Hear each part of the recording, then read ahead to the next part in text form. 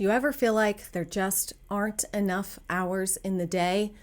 You feel like you have more to do than you have time to do, and all of the things that you want to do, the fun things, or even things that maybe aren't so fun, necessary things, you feel like aren't getting done. You don't have an opportunity to chase your dreams, to shoot for the moon so you can land among the stars and all the other BS. You don't even have time for that. And I'm sure that you've heard plenty of people say, well, we all have the same 24 hours in a day. You think, okay, well, what am I doing with my 24 hours that this is such a problem for me? I don't have time to do any of these things that I want to do because of all the things I have to do. What we are going to discuss today and what I'm going to share with you, things that you might be doing that are wasting your time. And hear me out. You might be like, I don't waste my time. Okay, fine. You don't.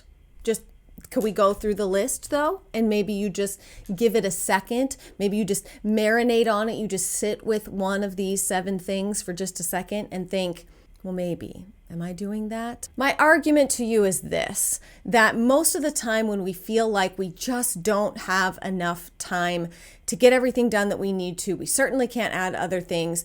It is likely because of some misused time, or as always, like exigent circumstances, things that are out of your control, and it's a season of life for you. But it's not a pace of life that anybody could ever maintain for a long period of time.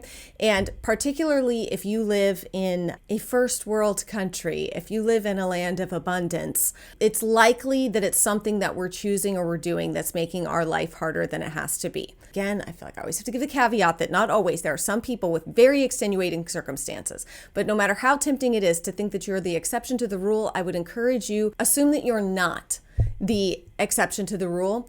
And let's go through these 7 things and see if perhaps one of them is something that you might be doing. For the rest of us who are squirrely and we know it, this video is for us, okay? My fellow squirrels. I too am someone who feels as though I'm always on the hamster wheel and I've always got more to do than I have time to do. And I can really work myself into a lather, you guys. I can really work myself up, get my panties in a twist, get myself in a tizzy, all the little expressions and sayings.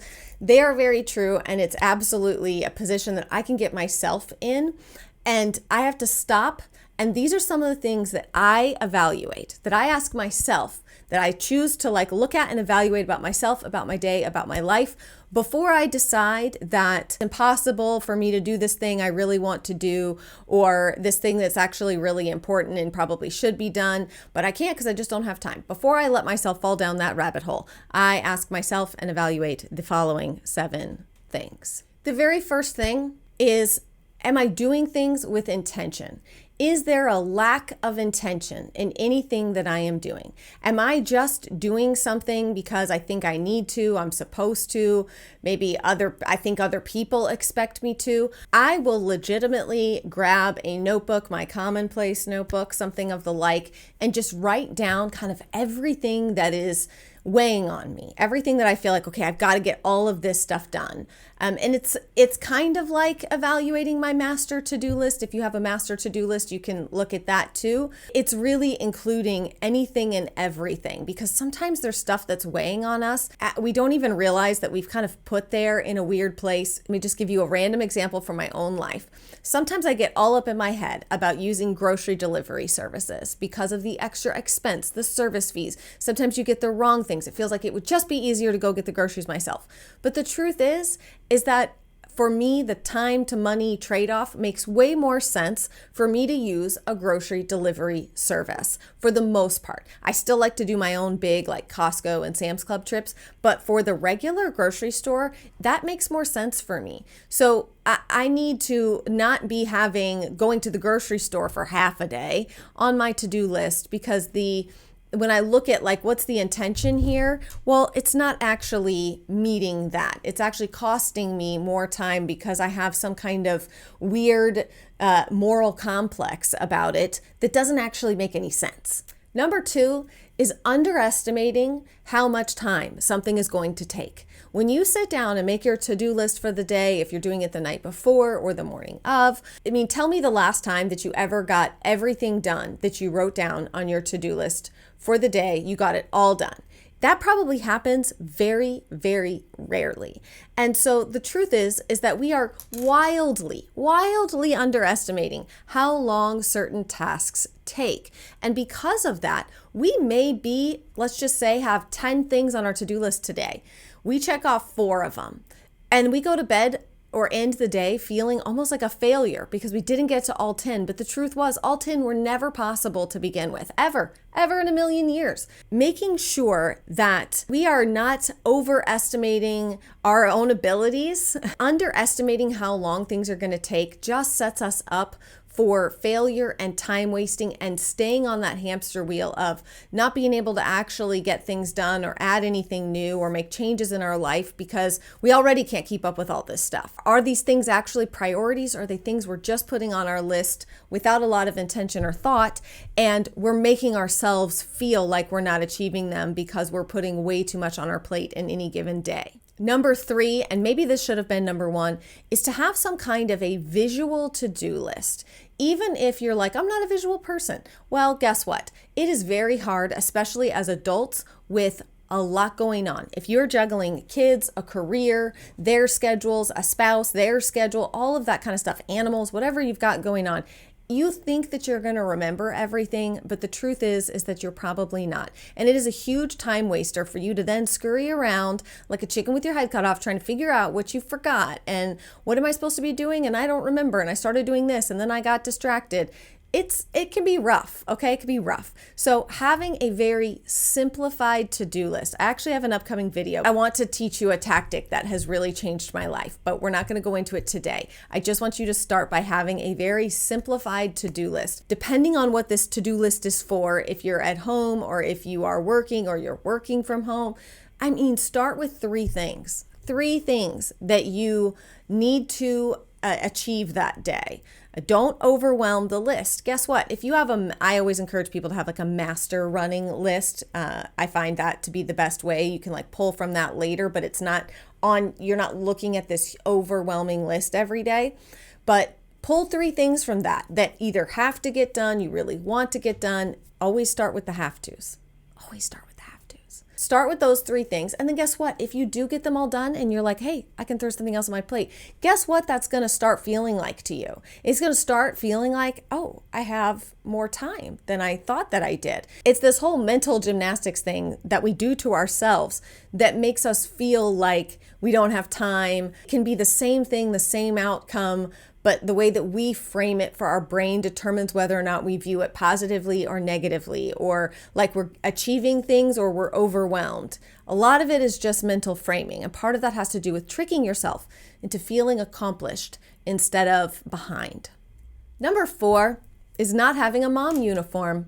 You guys, I'm singing the praises of the mom uniform, something I never thought in a million years that I would do or encourage, but I'm here to tell you that it makes a huge difference. I did a whole video about this. I will link that video down below. Your mom uniform, boiled down to the nuts and bolts of it, is simply a outfit, either by color or type or whatever, that you know, like Monday through Friday, this is what you're putting on. You're not thinking about it. You're not standing in your closet staring. You just know that every day, Monday through Friday, I wear leggings and a button-up. I wear jeans and a graphic t-shirt, something like that. And so you know exactly where to go. You grab your jeans, you grab your graphic tee, you grab your leggings, you grab your button-up. There's no thinking involved in it. It's just that Monday through Friday, you know exactly what you're wearing, and you are not wasting any of your precious brain power making decisions about something that you don't need to be making decisions about and isn't going to have an outsized impact on your day. These are ways that little by little we are giving ourselves back the time to do some of the things that we really want to do, to achieve some of the goals we really have for ourselves in our lives, whether those be family related, personal, work, whatever it is that you're feeling like you're lacking and that you don't have the time for. By going through these things and seeing if you are doing any of these, or not doing these and should be, we can kind of give ourselves back that time to be able to kind of chase down some of those bigger goals and dreams or plans. And even if it is just margin can be the goal. Number 5 is not batching your errands. I am so very guilty of this, and it is something that I've been working on, and the difference I have noticed has been so incredible that I feel like I have to include it on this list. When you are going to go out, and this should be easier for me because I leave the house like once a week, okay? I am a homebody. Everything I do, I work from home. I homeschool my kids. So my husband takes them to their, various sporting practices and stuff like that a lot of times. So it just really depends. Sometimes I leave the house a bunch during the week. I'm only mostly kidding. But my preference is to leave the house as little as possible. All that to say that when I do leave, I really need to make the most of it. I need to do all the things that I can fit into the time that I have allotted for those errands. Batching your errands, knowing, for example, if you live in a small town and you're going into the big town today, look at that master to-do list and see, is there anything that's coming up before my next trip into the big town that needs to be done in that part of town so that I do not have to come back here for a trip later just for one thing or two things when really I could have gotten them all done in one simple trip. It's really just a matter of batching errands as best as you can. Being, again, it's kind of back to that word intentional, thinking about what you're doing so that you can make the most of your time and use your time wisely. It sounds kind of silly, but if you might be thinking like, duh, of course, but these are ways that we waste time without realizing it. Okay, well, let me just take a look at all these things that I'm doing or have to do, and where could I group some of them together, batch them, if you will, to make my life and time a little bit easier. Number 6 is not keeping a running shopping list. Just like I encourage you to keep a master to-do list, a place where you just write down all the things that are, I kind of have like personal, I actually have like 3 master to-do lists. So I have like a personal, a farm related master to-do list, and a work related one. So anytime something comes up in my mind and I'm like, oh, I need to do that. As long as it's not like I need to do that right this second, like it's urgent, then it goes to my master to-do list. That way, when I'm sitting down to make my to-do list for the next day, I can pull from the master to-do list. When you run out of something, write it down somewhere. Don't think that you're going to remember it. I'm just telling you, okay? The older you get, the harder it is to remember these things. And how many times have you stood at the grocery store or you're sitting there trying to do your Instacart order and you cannot remember for the life of you? You know you're out of something and you can't remember what it was. And it's really very easy, especially, if you can like send your husband on an errand, or if you have a teenage kid who's a driver, where you can like snap a picture of that list and send it to them and ask them to stop and pick up those things. And you don't have to sit there and think about it and hum and haw. You're just wasting time later worrying about it when you could just immediately write it down and save yourself the time in the future. Okay. The last one I saved for last because I know I'm going to make some people upset. And it's not because I'm saying anything that's like uber controversial or something. It's just because people get really touchy about certain topics. So, number 7 is to stop watching so much TV. Okay? I've talked to you guys before about ways that we waste time with social media. Fortunately for me, because it's my job, it makes it so that I don't want to be on it if I don't have to. So I say this knowing that in previous years before being on social media was part of my job, I struggled like everybody else with overuse of it, with spending too much time on the scroll. So it is easier for me to say that to you now because it's not something that I struggle with. But what I can tell you is that as I, by force of just like, anytime something's your job, you just slowly start to like not enjoy it as much, and it just takes on a different meaning sometimes for you. And I also think that the longer it's been around and the more we've seen some of the detrimental things that happen in people's lives because of social media, some of the way that it changes people, some of the ways that it's damaging to people. I just know that I have a very addictive personality. It's easy for me to get addicted to things. So I just kind of am like, okay, I am not even going to go down that road or that path. And so I would encourage you to not only evaluate your use of social media. Again, there's all kinds of apps and stuff that you can use that will track your time on your phone, but also TV time. TV can be such a brain suck. And I remember as a kid, same thing, just like you kind of just sit there and you zone out watching cartoons or I mean, for me, it was like CMT music videos. I'm really aging myself here. TV could be a real time suck. And a lot of these series now that get released and you get all of the episodes at once, it's really great. You can binge it and stuff. But I don't think people always realize how much time they're actually spending watching television. I know that even for us, we had to unplug our TVs because our kids were getting to the point where they were, I could see them like falling down the rabbit hole of way too much TV use. And so we said, let's just cut this off from the jump. Let's go ahead and just like make everybody go cold turkey. And what we found, and obviously this is applying to my children, but I think it's probably somewhat true for adults too, because we see all the memes and the jokes about like watching a movie with my husband and, you know, you're both sitting there on your phones. That's very, very true. And we pulled out the TV the other day to let the kids watch a movie. It was, I believe it was like a super rainy, thundery day or something. And my husband pulled out the TV, let the kids watch a movie and have popcorn. It was the middle of the day. And I walked in there and then I walked back in the kitchen. I looked at my husband. I was like, do you notice something different? And he's like, yep. All of the kids were sitting there watching the movie. Quiet, sitting there watching the movie, where normally they would just be running around, making a mess with food. Some would be playing, they'd be distracted.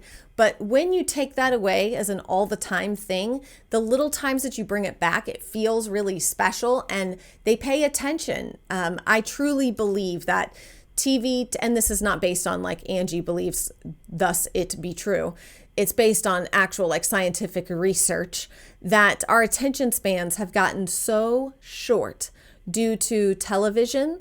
It started, I believe, like in the 80s with MTV making cuts like every 2 to 3 seconds in their shows and music videos. I think it might have just been TV shows, but that was really the start of it. The nobody has an attention span thing anymore. And while that's not entirely true, because we see long form content, podcasts and stuff that are 3 hours long, you know, those are very popular, but especially for the younger generation, not so much. And I think with, you know, reels and shorts and TikToks, it's only just making it worse. So for me, I thought, okay, well, I'm going to see what I can do to help my children regain some bit of attention span, because not being able to pay attention and complete a task is a rough thing. We've gone off the beaten path. I'm sorry. Let me come back around. Woo! We go on rabbit trails sometimes. See? I'm doing it right now. I'm wasting my own time and yours by going on rabbit trails. But I feel like it's important information, okay? So if you think that you might be watching too much TV, or maybe you think you're not watching too much TV, but when you sit down and actually like maybe write down the amount of times, keep track of it, you're surprised, right? We all have those things where we're like, I'm not whatever. And then when we see proof, we're like, oh, I am. So maybe double check that, okay?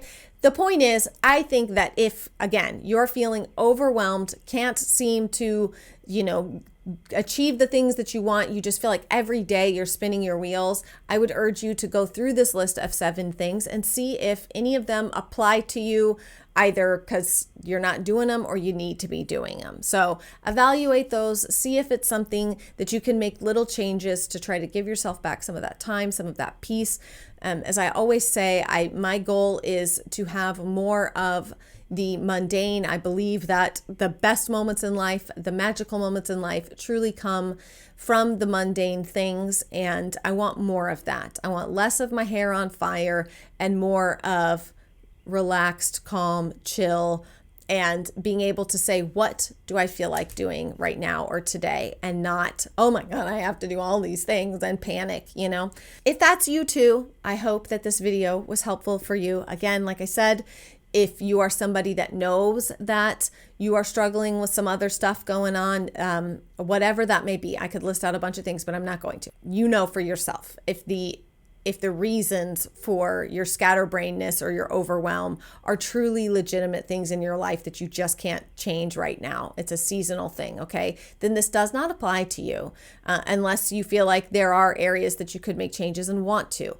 But this is not me, you know, saying if you don't do these things, you're bad, wrong, or otherwise. It's just sharing some things that have worked for me over the years to evaluate and make changes to get some of my life back, my time back for more of the things that I want to be doing, more of the things that I enjoy doing, and more of the things that actually need to be done instead of just I think need to be done when they actually probably don't, or at least not in the time frame I've given them. Okay, that's it. That's it for me today, you guys. I hope that you enjoyed, and I will see you again very soon.